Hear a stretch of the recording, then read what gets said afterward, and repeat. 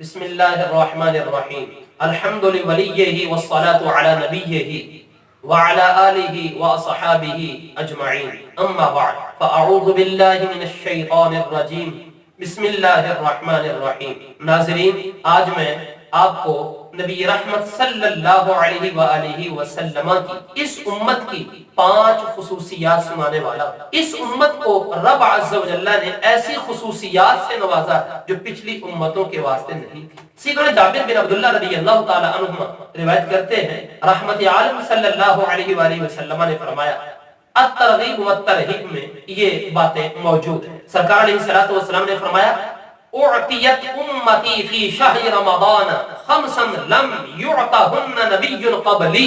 فرمایا رمضان کے مہینے میں میری امت کو رمضان کے مہینے میں 5 چیزیں دی گئی ہیں جو 5 چیزیں مجھ سے پہلی امتوں میں سے کسی کو نہیں دی گئی۔ پہلا فرمایا، اذا كان اول لیلۃ من شہر رمضان نظر اللہ عز و جل الیہم، جب رمضان کی پہلی رات ہوتی ہے اللہ رب العزت بندوں کی طرف نظر رحمت فرماتا ہے۔ ومن نظر اللہ الیہ لم یعذبہ ابدا، اور جس کی طرف اللہ ایک دفعہ رحمت کی نگاہ سے دیکھ لے اللہ اسے کبھی عذاب نہیں۔ دوسرا میرے سرکار نے فرمایا، فإن خلوف افواہہم حین یمسون اطیب عند اللہ من ریح المسک۔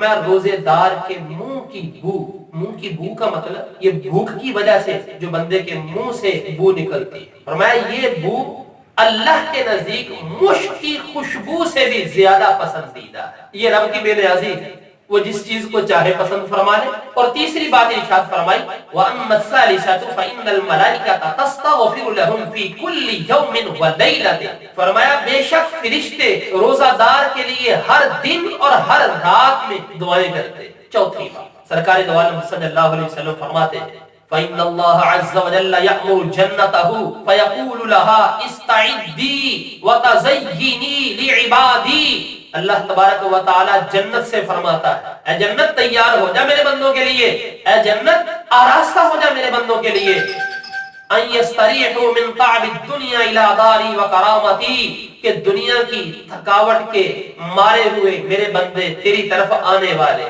گویا کہ روزہ دار کے واسطے جنت کو تیار کیا جاتا ہے۔ اور 5ویں بات سرکار فرماتے ہیں، فَإِنَّهُ إِذَا كَانَ آخِرُ لَيْلَةٍ غَفَرَ لَهُمْ جَمِيعًا۔